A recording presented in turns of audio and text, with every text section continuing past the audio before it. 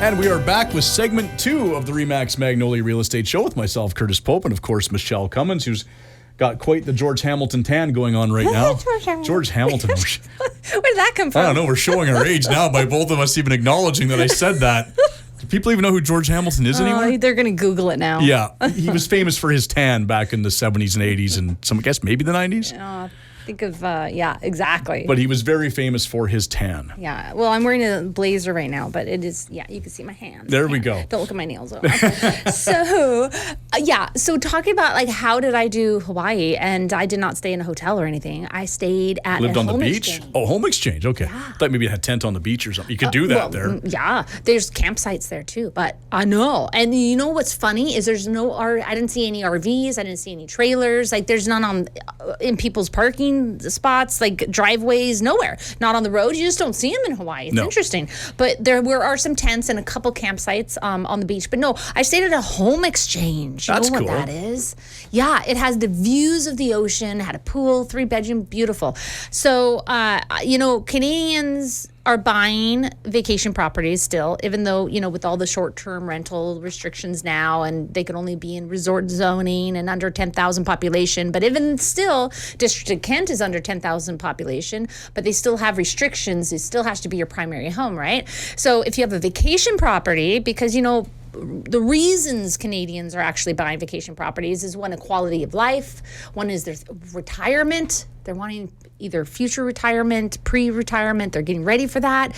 And a place to enjoy with family and friends that they can rely on and go to. So, if you can't short-term rental it anymore, what other options do you have? And for your primary home too, at that. If you don't have a secondary home, you can do this with your primary home. And it is so great. It's been fantastic. And there's places all over the world that you can stay at.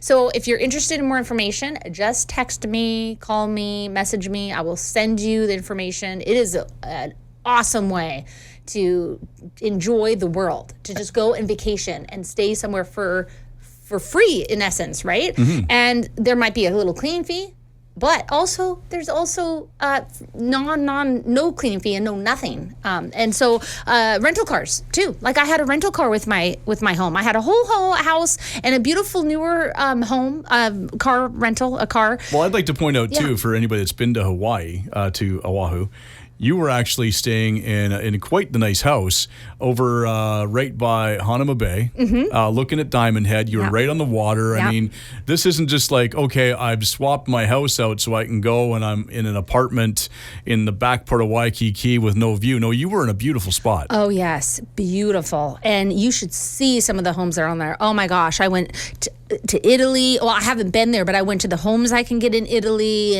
and Europe and all over the world. And it's amazing the quality of places that are out there that you can have for free with just using some guest points that you build up by giving your home to somebody for a time. It doesn't have to be the same time and the same people. You don't have to actually swap exact properties. Like you can build up guest points. And so it's like that movie with Kate Winslet and Cameron Diaz? Yes. Well, that one, they swapped the exact days and everything, which you can do. But most people can't find it in their schedules to be that perfect timing.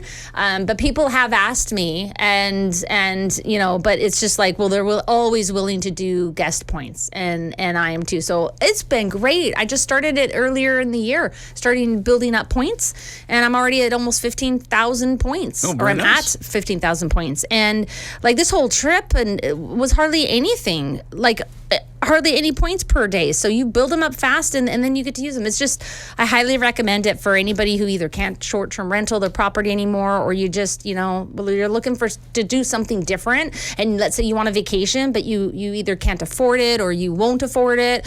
And you're like, well, I can pay for the flight there, but all your stay is free, and possibly a car rental. Some of them do come with that. There was a place when I went to Denver for the broker conference that the car was there, and I could have stayed there too. So, I mean, they're all over the place. Lake Tahoe, I looked there. Cool. I stayed in a place in Sonoma. Yeah, it's amazing. But okay, on to what I wanted to talk about, stats. Yeah, it's a stats show. We haven't got a stat yet. Yeah, so let's do the stats, because I know everyone is as excited about that as me, right? Obviously. Hopefully. Obvi, as the kids say. Obvi. This is a real estate show. So let's get into the local real estate stats for the Fraser Valley. So the news release came out July 3rd. So we're just about 10 days or so, not quite. We're still less within a week. You were in Hawaii for when we normally would have done the stat true. show. It's So true. we had to put it back a week. Yeah. And it's of course, it's still relevant. So it is the stats that are out now. It's the newest release. So Fraser Valley home sales fall, just so you know, despite a Bank of Canada rate cut that happened in early June. So the policy rate cut of 25 basis points by the Bank of Canada on June 5th was not enough to rally home sales in the Fraser Valley last month. However, I have seen a difference in the last couple of weeks, and many realtors have. So the Fraser Valley Real Estate Board, we recorded in June 13% lower sales over last month, and by more than 30% last year and the 10-year seasonal average. So the same 30% lower than average for sales. So while sales remain soft, inventory continued to build for the sixth straight month, and we're at active listings of an increase of 41% over June of last year, and are the highest that we've seen in 5 years. So that there's lots of listings. So that, you know, were the price points compared to that. And then a little message from our chair of the Fraser Valley Real Estate Board, Jeff Chatta. He says, with seasonally slow sales in June and a steady increase in inventory, we'd expect to see affordability improving.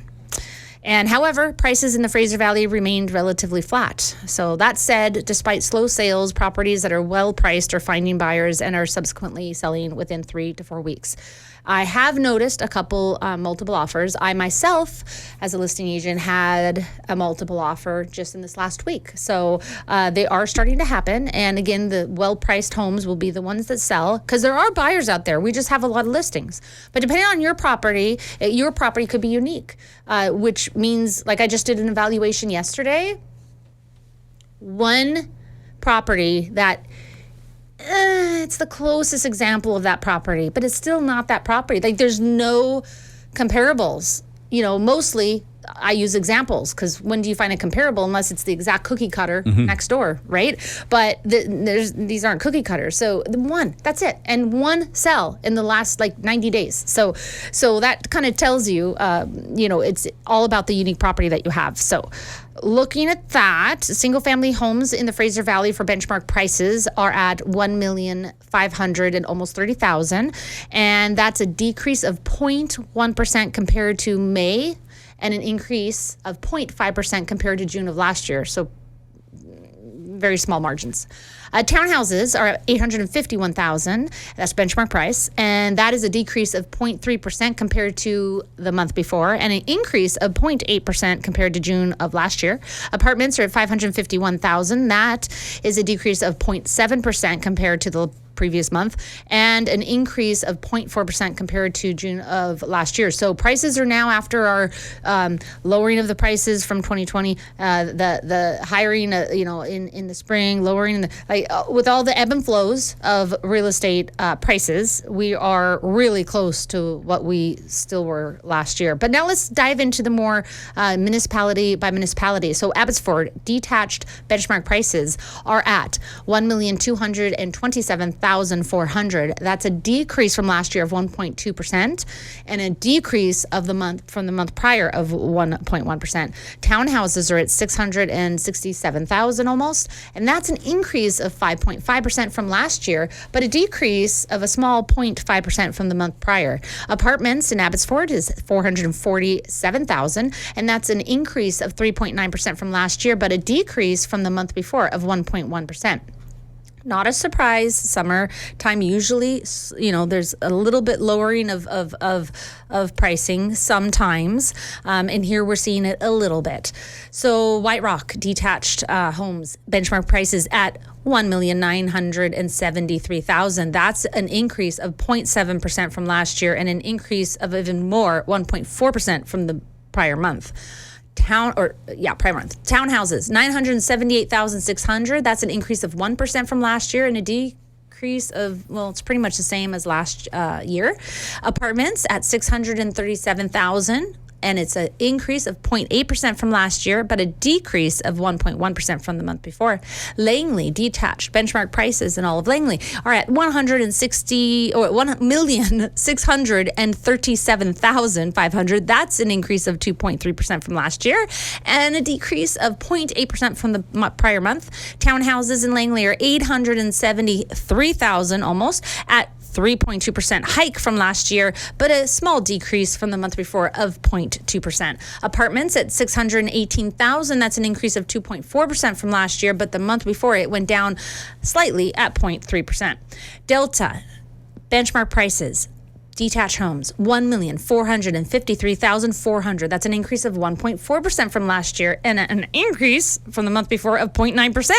Townhouses at $970,200. That's a decrease from last year of 1.9%, surprisingly, but an increase from the month before of 1.6%. And apartments in Delta, $586,400. That's an increase of 0.5% from last year, but a decrease of 0.1% from the month before. And then all of Surrey, we're looking at detached benchmark prices at $1,662,800, an increase of 0.3% from last year, and exactly the same from the prior month. Townhouses, $884,000 almost, and that's a decrease slightly of 0.5% from last year, a slight decrease again from the month before of 0.4%. And apartments at $545,600, that's a decrease of 1.5% from last year, and a slight decrease of 0.5% from the month before.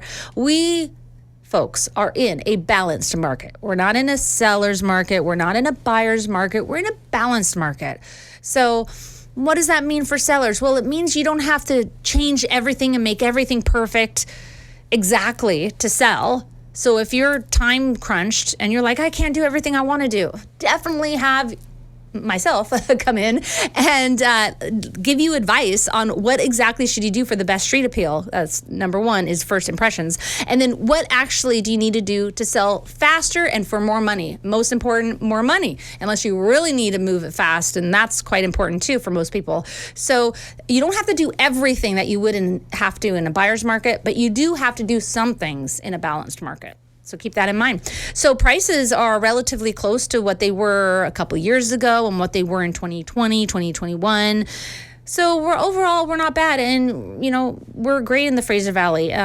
For what it is, I think we're in a really good market. I think interest rates, who knows what everything's going to do with the economy and with the voting and what that's going to look like and how that's going to affect things in the Bank of Canada. Are we going to come down a couple more times, or at least one more time before the end of the year?